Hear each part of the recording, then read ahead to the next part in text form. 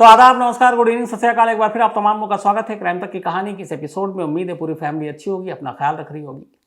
आज की कहानी शुरू करूं उससे पहले एक बार फिर आपको बता दूं कि ऐसी तमाम कहानियां, दिलचस्प कहानियां, अलग अलग सब्जेक्ट की कहानियां, बायोग्राफी, ऑडियो बायोग्राफी आप कुकू एफएम ऐप पर भी सुन सकते हैं। तो कुकू एफएम ऐप पर जाइए, अपनी पसंद की कहानियां सुनिए।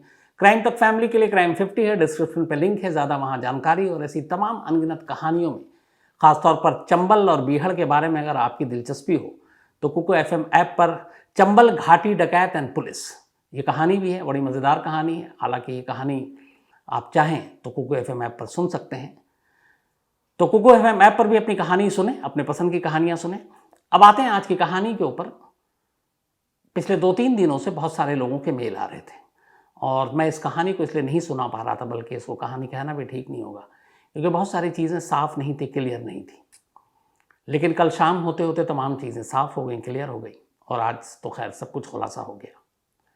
कहानी उत्तराखंड की एक 19 साल की लड़की की है।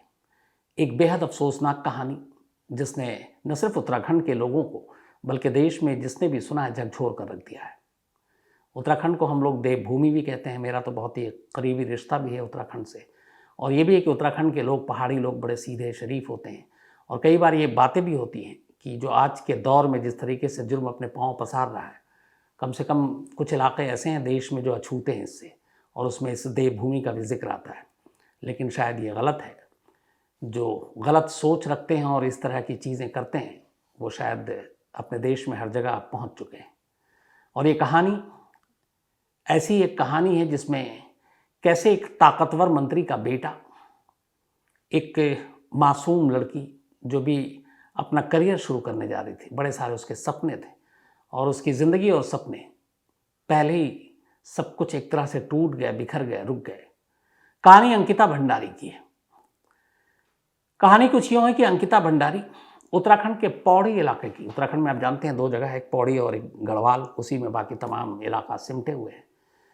तो इसी पौड़ी के एक श्रीकोट गांव है, बहुत ही दूर दराज। उत्तराखंड के ज़्यादातर दूर दराज के गांव बड़े पिछड़े हुए भी हैं, बड़ी मुश्किल भरी ज़िंदगी होती है इनकी। तो इसी श्रीकोट गांव में पैदा हुई 19 साल की जो अब हो गई अंकिता भंडारी। एक साधारण परिवार, लोअर मिडिल क्लास आप कह सकते हैं, लेकिन बचपन से पढ़ाई लिखाई में तेज़, सपने भी बड़े थे। 12वीं तक उसने पढ़ाई की और 12वीं के बाद अब ये था कि कॉलेज जाना और क्या कोर्स करना है। तो अंकिता का शौक़ था होटल मैनेजमेंट का कोर्स करना। माँ बाप ने उसकी इस ख्वाहिश को पूरी की और उसे होटल मैनेजमेंट का काम, जो कोर्स था, वो करवाया। अब 12th के बाद 1 साल का होटल मैनेजमेंट का कोर्स, डिप्लोमा किया। इसी दौरान में फिर वो आगे कुछ करती, तब तक कोरोना ने देश में दस्तक दे दी। कोरोना का असर उत्तराखंड के लोगों पर भी पड़ा। तमाम स्कूल, कॉलेजेस, यूनिवर्सिटी, इंस्टीट्यूट जितने थे सब बंद हो गए। वर्क फ्रॉम होम शुरू हो गया, घर से ही क्लासेस लगने लगी। ऐसे में बहुत सारी मुश्किलें भी आई। उत्तराखंड ख़ासतौर पर टूरिज़्म के ऊपर भी डिपेंडेंट है, तो टूरिज़्म पे भी बहुत असर पड़ा। पर धीरे धीरे 21 और 22 का साल लगभग जब ख़त्म होने लगा और 22 आया, कोरोना थोड़ा कमज़ोर हुआ, कोरोना की दहशत थोड़ी कम हुई, दुनिया फिर से पटरी पर लौटने लगी और फिर से अब अंकिता ने अपने सपने को पूरा करने की ठानी। अगस्त, अभी लास्ट मंथ, पिछले महीने की बात है, 18 अगस्त की तारीख थी। अंकिता ने चूँकि होटल मैनेजमेंट का काम किया, उसने कहा कि कुछ एक्सपीरियंस के लिए कहीं छोटी मोटी जगह पर काम करें। इत्तेफाक से उसे अपने एक जानने वाले के ज़रिए पता चला कि हरिद्वार और ऋषिकेश से करीब 8 किलोमीटर दूर एक रिजॉर्ट है और उस रिजॉर्ट में एक रिसेप्शनिस्ट की जगह खाली है। वनंत्रा इस रिजॉर्ट का नाम था। इस रिजॉर्ट का जो मालिक था वो उत्तराखंड के एक ताकतवर बीजेपी नेता विनोद आर्य, जो कि एक पूर्व राज्य मंत्री का दर्जा भी जिन्हें प्राप्त था, अच्छी खासी पैठ अपने इलाके में। तो उनका बेटा पुलकित आर्य, उसने 2017 में ऋषिकेश से करीब 8 किलोमीटर दूर हाईवे से अंदर जंगल में, घने जंगलों के बीच एक रिजॉर्ट बनाया जिसका नाम वनंत्रा रखा। 2018 में इसका काम शुरू हुआ था, बल्कि 17 में। 18 में ये रिजॉर्ट बनकर तैयार हो गया। पिछले 4 सालों से यहाँ सैलानियों का आना जाना लगा हुआ था और इस रिजॉर्ट में सब कुछ ठीक चल रहा था। 18 अगस्त को अंकिता, जो कि होटल मैनेजमेंट का कोर्स कर चुकी है, अपने एक जानने वाले के थ्रू इस रिजॉर्ट में पहुंचती है, इंटरव्यू देती है और आखिर में वो एक रिसेप्शनिस्ट के तौर पर सिलेक्ट हो जाती है और वहाँ काम करना शुरू कर देती है। 18 अगस्त को, अगस्त का महीना बीतता है, अब सितंबर आ गया। लगभग महीना पूरा हो चुका था, बल्कि ठीक एक महीना पूरा हुआ 18 सितंबर को। 18 सितंबर दोपहर का वक्त था। अंकिता अपने कमरे में थी। चूंकि अंकिता का जो गांव है श्रीकोट गांव, वो इस रिजॉर्ट से जो ऋषिकेश में है उसकी दूरी करीब 150 किलोमीटर, 150 किलोमीटर। तो अब डेली ट्रैवल करना बड़ा मुश्किल है, और इतनी कम सैलरी में आप, इतना साधन भी नहीं है कि आप घर आ जा सकें, और 150 किलोमीटर पहाड़ी इलाका भी है, तो आप उस रास्ते को उस हिसाब से देखें। वहाँ एक घंटे में मुश्किल से 20-30 किलोमीटर की सफ़र तय आप कर पाते हैं। तो इसीलिए इसी रिजॉर्ट में ही एक कमरे में रहा करती थी अंकिता। 18 सितंबर दोपहर 3 बजे उस रिजॉर्ट के रसोइये ने आखिरी बार अंकिता को देखा था, और तब वो गुस्से में थी। उसकी शायद लड़ाई हुई थी उसी होटल, उसी रिजॉर्ट के जो मालिक है पुलकित आर्य से। इसके बाद किसी ने देखा नहीं अंकिता को। 18 सितंबर की तारीख चली गई। 19 सितंबर की सुबह करीब 11 बजे के आसपास इस रिजॉर्ट का ओनर पुलकित आर्य वहाँ लोकल पुलिस स्टेशन में जाता है और वहाँ जाकर एक रिपोर्ट लिखाता है। रिपोर्ट ये कि कल शाम तक अंकिता रिजॉर्ट में ही थी, सब कुछ ठीक था, लेकिन फिर रात को वो अपने कमरे में सोने गई, और सुबह जब उसको ड्यूटी पर रिसेप्शन पर बैठना था वो गायब थी, और कहाँ गई उसका मोबाइल भी बंद है, तो कुछ पता नहीं है, और इसलिए उसकी हम गुमशुदगी की रिपोर्ट लिखाने आए। अब पुलिस रिपोर्ट लिख लेती है, लेकिन बस हवा ही रिपोर्ट लिखती है, इसके आगे कुछ नहीं करती। इस रिपोर्ट को लिखाने के बाद अब दोपहर के बाद 19 तारीख को पुलकित अंकिता के माँ बाप को श्रीकोट में फ़ोन करता है और कहता है कि अंकिता गायब है। अब वो बेचारे साधारण से परिवार के लोग ये सुनते ही पहले तो उन्हें यकीन नहीं होता, लेकिन फिर वो बदहवास ये खबर सुनकर, अच्छा वो 150 किलोमीटर का सफ़र, पहाड़ी, उत्तराखंड में बहुत सारे ऐसे गांव इलाके हैं जहाँ पे बस के भी टाइम होते हैं आने और जाने के। अगर एक बस मिस हो गई तो फिर आपका एक दिन गया। तो वहाँ पे भी इनके साथ वही दुश्वारी थी, चढ़ाई से नीचे उतरना, फिर पब्लिक ट्रांसपोर्ट के ज़रिए यहाँ तक पहुँचना। तो शायद उस बस का वक्त नहीं था। तो 21 को रिपोर्ट लिखाई। 22 तारीख को अंकिता के माँ बाप पहुँचते हैं यहाँ जहाँ पे रिजॉर्ट था, और वहाँ जाकर फिर पुलकित उन्हें सारी बात बताता है। इसके बाद वो उसी पुलिस स्टेशन में पहुँचते हैं जहाँ पे पुलकित ने एक रिपोर्ट लिखाई थी 19 तारीख को। बल्कि ये 20 को पहुँचे थे, 18 को गायब हुई, 19 को रिपोर्ट लिखाई और 20 की सुबह। अब ये जब पुलिस के पास पहुँचते हैं, इत्तेफाक से उसी वक्त एक अंकिता का दोस्त था जो जम्मू में रहता है, और अंकिता का बहुत ही करीबी दोस्त, उससे अक्सर सारी बातें होती, वो सारी चीज़ें शेयर करती। उस दोस्त ने, शायद उसने भी फ़ोन मिलाया। 18 की रात से बात नहीं हुई, मोबाइल बंद, 19 को भी नहीं, बात बंद। अब वो अंकिता के माँ बाप को भी जानता था। इधर 20 तारीख को अंकिता की तलाश में उसके माँ बाप यहाँ पहुँचते हैं, और उसी दौरान उस दोस्त को जम्मू में बैठे हुए ये पता चलता है कि अंकिता गायब है। वो अंकिता के पिता को फ़ोन करता है और बताता है कि मेरी 23 की दोपहर को अंकिता से बल्कि 18 की दोपहर को अंकिता से आखिरी बार बात हुई, और वो रो रही थी, और उसने कुछ ऐसी चीज़ें बताई हैं। फिर वो कुछ चैट, जो व्हाट्सअप चैट हुआ था दोनों में, उसके शॉट भी भेज देता है। अब जब ये पता चलता है तो उसके अंकिता के फादर को ये सीधा सीधा लगता है कि इसके पीछे कहीं ना कहीं पुलकित का हाथ है, क्योंकि उसके दोस्त ने भी बताया। अब अंकिता के पिता पुलिस से ये कहते हैं कि मेरी बेटी की गुमशुदगी में इस रिजॉर्ट के ओनर पुलकित का हाथ है, आप उसके खिलाफ FIR दर्ज कीजिए। लेकिन क्या मजाल, जो एक ताकतवर नेता के बेटे के खिलाफ उत्तराखंड की पुलिस रिपोर्ट दर्ज करे। वो टरकाती रही। बाप 4 घंटे तक पुलिस स्टेशन के कंपाउंड में खड़ा है, माँ खड़ी है, भाई खड़ा है, पुलिस रिपोर्ट नहीं लिख रही। इस दौरान भी ये चीज़ें वहाँ सोशल मीडिया, लोकल जो वहाँ के MLA, उन लोगों ने मुद्दा उठाया। तो अब नेताजी के बेटे का नाम आया। नेताजी थाने पहुँच गए। थाने पहुँचे और इधर माँ बाप अंकिता के खड़े हुए। पुलिस पूछ नहीं रही, रिपोर्ट लिखना तो दूर की बात है। और उधर आरोपी का पिता जब थाने पहुँचता है तो पुलिस वाले उसके लिए स्पेशल चाय मंगाते हैं, पिलाते हैं, कुर्सी देते हैं, बैठाते हैं, नेताजी की आवभगत करते हैं। अब ये सारी चीज़ें वहाँ के लोकल लोगों के सामने हो रही। उन्हें गुस्सा आता है कि एक लड़की गायब है, उसका माँ बाप उसके यहाँ हैं, परेशान हैं, बुरा हाल है, और पुलिस ढूंढने की बजाय, यहाँ तक रिपोर्ट लिखने की बजाय, जिनके ऊपर शक है उनके रिश्तेदारों की खातिर में लगी हुई है। खैर माँ बाप नाउम्मीद हुए पुलिस से। इसके बाद वो लोग कोई मशवरा देता है कि आप डीएम साहब के पास जाइए, शायद वो मदद करें। अब माँ बाप इलाके के उस रीजन के डीएम के पास पहुँचते हैं। वहाँ जाकर वो बताते हैं हमारी बेटी ऐसे ऐसे खो गई है, गुमशुदगी की रिपोर्ट है, लेकिन मुझे मालूम है जिस रिजॉर्ट में काम करती है उसका मालिक कहीं ना कहीं उसकी गुमशुदगी के पीछे है। डीएम को भी लगता है कि ये मामला थोड़ा सा संवेदनशील है। इसी के बाद वो पुलिस को हुक्म देते हैं कि फ़ौरन इस मामले में कार्रवाई की जाए। डीएम साहब के कहने के बाद अब इनके पिता पुलिस स्टेशन जाते हैं और आखिरकार 22 तारीख को एक मुकदमा दर्ज होता है और उस मुकदमे में अंकिता के पिता बाकायदा पुलकित का नाम लिखाते हैं। लेकिन एफआईआर दर्ज हुई, कार्रवाई कुछ नहीं। अभी तक सोशल मीडिया भी एक्टिव है। अब 23 तारीख आ गई, 23 सितंबर की तारीख। 23 को आखिरकार अब ये जब मामला उठा और कुछ नेशनल मीडिया में भी ये खबरें आने लगी तो फिर हंगामा हुआ। इसके बाद मजबूरन, बल्कि इसे मजबूरन ही कहेंगे, उत्तराखंड पुलिस ने पुलकित आर्य को गिरफ्तार कर लिया अंकिता की गुमशुदगी के पीछे हाथ होने के इल्ज़ाम में। गिरफ्तार करने के बाद अब उससे पूछताछ हुई। जब उससे पूछताछ हुई तो ऑलरेडी जो रिजॉर्ट का मैनेजर था वो भी 18 से बल्कि 19 से भागा हुआ था उसे भी पकड़ा। एक और स्टाफ था वो भी भागा हुआ था, उसे भी पकड़ा। अब 3 लोग उत्तराखंड पुलिस के पास थे, रिजॉर्ट का मालिक, मैनेजर और एक स्टाफ। इन तीनों से लंबी पूछताछ हुई। जब सख्ती से पूछताछ हुई तो 23 तारीख की शाम होते होते एक बेहद ही अफसोसनाक खबर सामने आई। इन तीनों ने एक्सेप्ट किया कि 18 सितंबर को ही उन्होंने अंकिता को मार डाला था और अंकिता को जिस तरीके से मारा उसकी पूरी कहानी बताई, जिस वजह से मारी उसकी भी कहानी बताई। तो तीनों आरोपी पुलिस के सामने इकरार जुर्म कर चुके थे, लेकिन वो आधी कहानी सुना रहे थे और वो भी 18 सितंबर की कहानी ये थी कि पुलकित ने पुलिस को बताया कि 18 सितंबर की दोपहर को अंकिता के साथ किसी बात पे झगड़ा हुआ।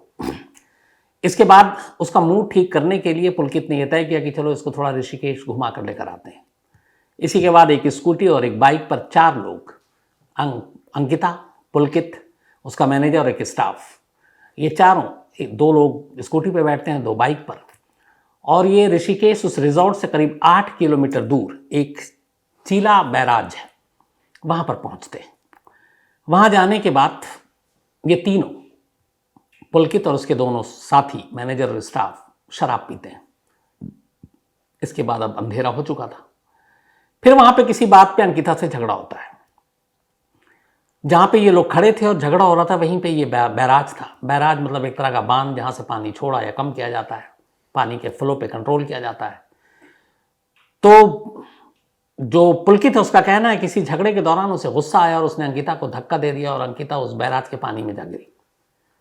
और ये लोग फिर वापस उसी स्कूटी और बाइक पर लौट आते हैं, अंकिता को पानी में फेंक कर, पलट कर भी नहीं देखते कि वो जिंदा है कि नहीं है, और ये वहाँ से चले आते हैं। अब उत्तराखंड पुलिस के हाथ में एक सीसीटीवी फुटेज लगा है। उसमें रिजॉर्ट से इस बैराज तक आने के दौरान एक जगह कैमरे में 4 लोग दिखाई दे रहे हैं, जो कि स्कूटी 2 और 2 बाइक पे बैठे हैं। लेकिन वापसी में उसी स्कूटी और बाइक पर एक कम हो गया, अब 3 लोग बैठे हुए, अंकिता गायब है। अब इन्होंने इतनी कहानी सुनाई और उसके बाद पुलकित ने बताया कि चूंकि उस पर शक ना हो इसलिए अगले दिन सुबह जाकर उसने खुद ही पुलिस में मिसिंग रिपोर्ट भी लिखा दी। अब यहाँ तक कहानी सुनाई, लेकिन जैसे ही पुलिस को पता चला, अब उस बैराज के आसपास तमाम गोताखोरों को, डाइवर्स को भेजा गया कि तलाश करो, लेकिन कहीं कोई लाश मिली नहीं। अब ये भी पता नहीं है कि अंकिता जिंदा है, बच गई, बट वो खुद भी सामने नहीं आ रही। तलाश जारी रही, कई राउंड तलाश हुई और आखिरकार 24 सितंबर को, यानी कि आज सैटरडे के दिन, इस बैराज से जहां पे उसने धक्का दिया था उससे करीब 8 किलोमीटर दूर एक चीला पावर हाउस है, वहां पर एक लड़की की लाश मिली, गोताखोरों ने निकाला। इसके बाद अंकिता के माँ बाप को बुलाया गया, उन्होंने शिनाख्त की लाश की अपनी बेटी अंकिता के तौर पर। अब सवाल ये था कि 5 से 6 दिनों में अंकिता को जिस बैराज से फेंका गया, गिराया गया, धक्का दिया गया, वहाँ से ये लाश 8 किलोमीटर के दायरे में ही थी। बहुत मुमकिन है कि ये लाश बहकर नामालूम कहाँ चली जाती। ऐसा क्यों नहीं हुआ?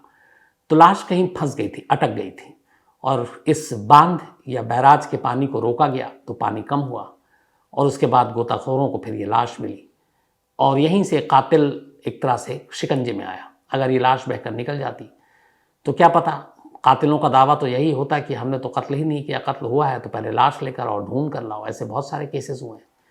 लेकिन यहाँ अच्छी बात ये हुई कि कातिलों का ये मंसूबा नाकाम हो गया, अंकिता की लाश बरामद हो गई। अब कातिल ने आधी कहानी सुनाई, लेकिन वो लगातार यही बताते रहे कि झगड़ा हुआ और उसके बाद हमने धक्का दिया, लेकिन किस बात पे झगड़ा हुआ, क्या हुआ, ये कहानी नहीं बता रहे। लेकिन इधर अंकिता के माँ बाप ने जम्मू में बैठे उस दोस्त से मिले उस ऑडियो कॉल की रिकॉर्डिंग और उस व्हाट्सएप चैट पुलिस को दे दिए थे। और ये दोनों जो चीज़ें थीं ये इशारा कर रही थी कहीं और। जो पूरा व्हाट्सएप चैट है उसके जो मजमून है वो कुछ यूँ हैं कि अंकिता अपने दोस्त को कह रही है कि ये लोग मुझे गलत समझ रहे हैं, ये समझते हैं कि मैं 10,000 में ये मुझे ख़रीद लेंगे, ये समझते हैं कि मैं उस टाइप की लड़की हूँ, ये मुझे ज़बरदस्ती कस्टमर या जो गेस्ट हैं रिजॉर्ट पर ठहरने आते हैं उनके कमरे में भेजना चाहते हैं और मैं इनको मना कर रही हूँ, ये गुस्सा मेरा कहीं और उतार रहे हैं और ये सब ठीक नहीं है। ऑडियो कॉल है, उसमें वो रो रही है, वो अपने एक बैग को मंगा रही है, शायद उस रिजॉर्ट को छोड़कर जाना चाहती थी। तो अभी तक की जो पुलिस की इन्वेस्टिगेशन है और जो वहाँ के डीजीपी है उन्होंने खुद रिकॉर्ड पे ये कहा है वो ये है कि इस रिजॉर्ट को शुरू तो किया गया था चलाने के लिए, लेकिन शायद रिजॉर्ट उतना चला नहीं है। एक तो 8 किलोमीटर मतलब हाईवे से अंदर जंगल के अंदर है, तो शायद नेताजी के बेटे ने इस रिजॉर्ट में दुनिया का सबसे पुराना धंधा शुरू करने का फैसला किया, यानी जिसमें फरोशी का। और रिजॉर्ट का जो लोकेशन है, एक तो बिल्कुल आसपास सन्नाटा जंगल, तो सुकून और ऐसी तन्हाई ढूंढने वाले लोगों के लिए भी बिल्कुल परफेक्ट जगह है। तो उसे लगा कि शायद रिजॉर्ट का बिजनेस भी बढ़ेगा।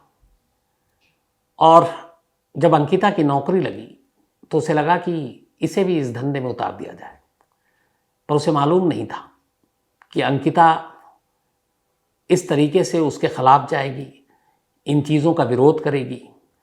अब वो शायद जा भी सकती थी, लेकिन यहीं पे उसको लगा कि शायद वो अपना मुंह न खोल दे और ये ना बता दे कि इस रिजॉर्ट में क्या कुछ होता है। तो ये एक डर था जिसकी वजह से पुलकित ने अंकिता को रास्ते से हटाया। अब पुलिस को इस सारी चीज़ों की तफ्तीश करनी है, लेकिन यहाँ पे खेल देखिए कि ये सारी चीज़ों का खुलासा हुआ, लोगों में तो गुस्सा था ही था। अचानक आज ही 24 तारीख को जब लाश मिलती है, जो उत्तराखंड पुलिस 2 दिन तक अंकिता के माँ बाप को टरकाते रहे, एफआईआर तक नहीं लिखते हैं, जो डीएम के कहने के बाद लिखते हैं, जो आरोपियों के घर वालों, रिश्तेदारों, पिता की मेहमान नवाजी कर रहे हैं, जब ये सारी चीज़ें आई, अचानक वही जो अपना नया आजकल देश में चल रहा है, एक बुलडोज़र भेजा गया और इस रिजॉर्ट को गिरा दिया गया। अब यहाँ पे बेवकूफ़ी ये हुई है कि एक तरफ स्टेट के डीजीपी कह रहे हैं कि इस रिजॉर्ट में इस तरह का धंधा हुआ करता था और ये रिजॉर्ट कहीं ना कहीं इस सारी चीज़ों का उसके अंदर बहुत सारे सबूत होंगे। अगर उस रिजॉर्ट के अंदर आप प्रोस्टिट्यूशन करा रहे हैं या कुछ और करा रहे हैं तो कुछ ना कुछ एविडेंस तो मिलेंगे। क्राइम सीन पर पुलिस गई तक नहीं, रिजॉर्ट यहीं खाली था पिछले 3 दिनों से भी। उसके बाद जब बुलडोज़र चलाया गया तब भी कुछ नहीं, न फॉरेंसिक टीम ने विजिट किया, न पुलिस की टीम ने वहाँ विजिट करने की जहमत उठाई। और एक जहाँ से बहुत सारे आप एविडेंस कलेक्ट कर सकते थे, सबूत, उसको बिना पुलिस की तफ्तीश के ही बुलडोज़र चलाकर गिरा दिया ताकि ये मैसेज जाए कि देखो हम कितना अच्छा काम कर रहे हैं। और ये बेवकूफ़ी का काम था। कम से कम पहले उस रिजॉर्ट की निगरानी होनी चाहिए, वहाँ से सारे फॉरेंसिक एविडेंस कलेक्ट करने चाहिए, जो सबूत है वो हासिल करने चाहिए, उसके बाद बेशक आप उसको मोटिवेट कर देते। ऐसा किया नहीं। अब सफाई ये दी है उत्तराखंड सरकार ने कि रिजॉर्ट इलीगल बना हुआ था, गैर कानूनी, इसलिए हमने गिराया। अब यहाँ पे भी सवाल है, 5 साल पहले ये बनना शुरू हुआ, 4 साल से ये रनिंग में था, 4 साल से यहाँ लोग सैलानी आकर ठहर रहे थे, 4 साल तक आपको पता ही नहीं चला कि ये कितना बड़ा ढांचा खड़ा हुआ है, कितना बड़ा रिजॉर्ट है और आप उसको गिरा नहीं सकते हैं। अब जब ये क्राइम हुआ तो आपने आनंद फानंद मुँह से गिरा दिया, तो यहाँ पे भी शक और सवाल खड़े होते हैं। हालांकि जो उत्तराखंड बीजेपी पार्टी है उसने इस पुलकित के पिता और उसका एक भाई है, उन दोनों को पार्टी से निकाल दिया है। और ये पुलकित शुरू से ही थोड़ा सा आपराधिक प्रवृत्ति का लड़का रहा है। जब कोरोना का टाइम था तब कहते हैं, आपको अमरमणि त्रिपाठी याद होंगे, मधुमिता शुक्ला हत्याकांड के वजह से यूपी के ये भी एक मंत्री रहे दबंग, जेल में लंबे टाइम तक। तो कहते हैं कि उस कोरोना काल में जब आने जाने पे लोगों की पाबंदी थी तब ये उत्तराखंड की वादियों में घुमाने वाला यही था पुलकित। तो ऐसे कई सारे रिकॉर्ड रहे, लेकिन कुल मिलाकर अफसोसनाक ये है कि एक उत्तराखंड की ही बेटी जो करीब 5 दिन तक गायब रही, उत्तराखंड पुलिस ने जहमत नहीं उठाई वक्त पे रहते हुए कार्रवाई करने की, और माँ बाप चीख चीख कर कह रहे हैं कि उसकी बेटी की गुमशुदगी के पीछे कौन है, उसके साथ क्या हो सकता है, लेकिन कुछ नहीं हुआ। वो तो सोशल मीडिया की आजकल ताकत है, फिर नेशनल मीडिया देर से ही लेकिन कूदी, तो जाकर एक दबाव बना, प्रेशर बना, और उसके बाद ये गिरफ्तारी हुई, FIR दर्ज हुई है। लेकिन अभी भी ये मामला ख़त्म नहीं हुआ है, क्योंकि ये याद रखिए कि जिस शख्स को पुलिस ने पकड़ा है वो एक ताकतवर शख्स का बेटा है, जिसकी उत्तराखंड में अच्छी खासी पैठ है। अब हम मीडिया वालों की भी एक आदत होती है कि हम लोग जब कोई खबर होती है तो खूब शोर करते हैं, लगातार दिखाते हैं, लेकिन जैसे ही धीरे धीरे वक्त बीतता हम उसको भूलते जाते हैं, और उसी भूलने की वजह से कई ऐसी कहानियां हैं जो कब पलट जाती हैं किसी को पता ही नहीं चलता। तो अभी तो मामला गर्म है, सब कुछ हो रहा है, सभी मुख्यमंत्री कह रहे हैं हम कड़ी कार्रवाई करेंगे, DGP कह रहे हैं हम नहीं छोड़ेंगे, पिता कह रहा है आरोपी का कि जो सज़ा होनी चाहिए मिलनी चाहिए मिले। लेकिन केस की जब जांच होगी और जब चार्जशीट दाखिल होगी तब असली नीयत और चीज़ें समझ में आएंगी कि क्या इतना ठोस एविडेंस और इतनी सॉलिड चीज़ें पुलिस अपने इन्वेस्टिगेशन में अदालत तक ले जाएगी जिससे इन लोगों को कड़ी सज़ा दिलाई जा सके, या फिर इसके लूपहोल्स को पकड़ करके इसे इतना हल्का कर दिया जाएगा कि ये सब आसानी से बरी हो जाएंगे और किसी को भनक भी नहीं लगेगी, किसी को पता भी नहीं चलेगा कि अंकिता भंडारी के कातिलों का हुआ क्या। तो ऐसा होना नहीं चाहिए, और इसलिए ज़रूरी है कि ऐसे केस पे बारीक से बारीक लोगों की नज़रें होनी चाहिए। तो एक नहायत ही अफसोसनाक ये वारदात, जो एक 19 साल की लड़की, जो शुरू में मैंने कहा जिसने अपनी ज़िंदगी के अभी सपने देखे थे, एक शुरुआत की थी, माँ बाप को कितनी उम्मीदें थी, वो उत्तराखंड से निकलकर होटल मैनेजमेंट और होटल के इस बिज़नेस में अलग अलग बड़े बड़े आलीशान होटलों में काम करने का ख्वाब देख रही थी। बट ये सब कुछ अधूरा रह गया क्योंकि कुछ लोग गलत चीज़ों, गलत रास्तों पे चले थे और वो उसे भी गलत रास्ते पर ले जाने की कोशिश कर रहे थे। तो आज कहानी में इतना ही, लेकिन आपसे वादा है कि इस कहानी पे लगातार मेरी नज़र होगी, इस पूरी इन्वेस्टिगेशन के दौरान भी होगी, चार्जशीट जिस दिन दाखिल होगी उस दिन भी मैं वादा करता हूँ कि इसके ऊपर पूरी नज़र रखूँगा, उसमें क्या कुछ हुआ है आप तक ज़रूर पहुँचाऊँगा ताकि इस केस को इसके अंजाम तक पहुँचाया जा सके। तो आज कहानी में इतना ही, लेकिन कहानी ख़त्म करूँ उससे पहले वही अपना सिलसिला। आज बंशी खिमजी सांगर, इनका जन्मदिन है, तो हैप्पी बर्थडे बंशी। और ये राजेश खिमजी की बहन है। साथ ही शर्मिष्ठा बेन का भी आज बर्थडे है, तो हैप्पी बर्थडे शर्मिष्ठा जी। और विजय सोबरा ने भेजा है। इसके अलावा प्रियांशु, इनका कल जन्मदिन है, कल संडे कहानी होती नहीं, तो हैप्पी बर्थडे प्रियांशु एडवांस में। और कुमार निशान, वो बल्कि कुमार निशात, इन्होंने भेजा, इनकी पत्नी है और ये जॉर्जिया US से भेजा इन्होंने। स्नेहा दास का भी जन्मदिन है, तो हैप्पी बर्थडे स्नेहा, अनमोल ने भेजा है। इसके अलावा संस्कृति या फिर स्मृति, इनका भी बर्थडे है, तो हैप्पी बर्थडे संस्कृति या स्मृति, अंकुर ने भेजा है। इसके अलावा नीतीश कुमार बरेली से, इनका भी आज जन्मदिन है, हैप्पी बर्थडे नीतीश। सुभाष कुमार पांडे जी, 22 तारीख को था, बिलेटेड हैप्पी बर्थडे, भूल गया मैं। अभिमन्यु पांडे जी ने भेजा है, and thank you so much आपके मेल के लिए। इसके अलावा जानकी जी का भी आज जन्मदिन है, तो हैप्पी बर्थडे जानकी जी। और श्रीकांत, सुनीता और आराध्य ने भेजा है। इसके अलावा शहजान समीर शेख, इनका भी आज बर्थडे है, तो हैप्पी बर्थडे शहजान। और समीर R शेख ने भेजा, उनके बेटे हैं। साथ ही अतराई दत्ता, इनका भी आज बर्थडे है, तो हैप्पी बर्थडे अतराई। और आशीष सिंह ने भेजा है। आमिया बिधुरी का भी आज जन्मदिन है, तो हैप्पी बर्थडे आमिया जी। और सौरभ वाशने ने भेजा, इनकी पत्नी है। इन्होंने ये भी लिखा है कि सर अब इतनी कहानियाँ सुनता हूँ कि बीवी ने धमकी दी है कि डिवोर्स दे देंगे, तो ऐसा मत कीजिए, बीवी की भी बातें माना कीजिए, और कहानी जब फ्री हो या कोई काम ना हो तभी सुना कीजिए, ताकि बात तलाक तक ना जाए। इसके अलावा नेहा का भी आज जन्मदिन है, तो हैप्पी बर्थडे नेहा। और हैरी की वाइफ हैं ये। अरमान जाट, इनका भी आज बर्थडे है, तो हैप्पी बर्थडे अरमान। और पीनू ने भेजा है हिसार से। साथ ही प्रियंका, बल्कि सॉरी प्रियांश, इनका जन्मदिन कल है 25 को, तो एडवांस में हैप्पी बर्थडे प्रियांश। और ये अमिता बेन और अजय भाई गोयानी के बेटे हैं। इसके अलावा विश्वा, राजीबाई और लक्ष्मी बेन जी ने ये भेजा है। साथ ही आप में से बहुत सारे लोगों ने, जिसमें पंकज दास, सतपाल कठायत, गणेश रावत, अंशुल गुप्ता, विपुल बर्तवाल, हेमंत अजाबे, इसके अलावा दीपक सिंह, अधिकारी नरेंद्र सिंह नेगी, शुभम सिंह और कौशल पटेल अंकिता की कहानी के लिए आपने कहा था। जानवी पांडे जी ने भी कहानी की फरमाइश की है। इसके अलावा एफी ने कहानी की फरमाइश की है। अखिलेश दुबे जी ने भी कहानी की मांग की है। निशा सिंह सितारे, थैंक यू सो मच आपके मेल के लिए। अर्पणा संधू ये कनाडा से हैं और एक कहानी की इन्होंने फरमाइश की है। इसके अलावा नुजहत कौसर जी ने भी एक कहानी की फरमाइश की है। राजेश बदगोती जी ने भी एक कहानी की फरमाइश की है और ये बीमार भी हैं तो जल्दी आप अच्छे हो जाइए। और थैंक यू सो मच आपके मेल के लिए राजेश। जुबैर शेख और अकबर नगर अमरावती से है ये। तो आप तमाम लोगों का शुक्रिया। अब आपसे मुलाकात होगी मंडे को रात 9 बजे किसी नई कहानी के साथ। तब तक अपना ख्याल रखिएगा। Thank you very much.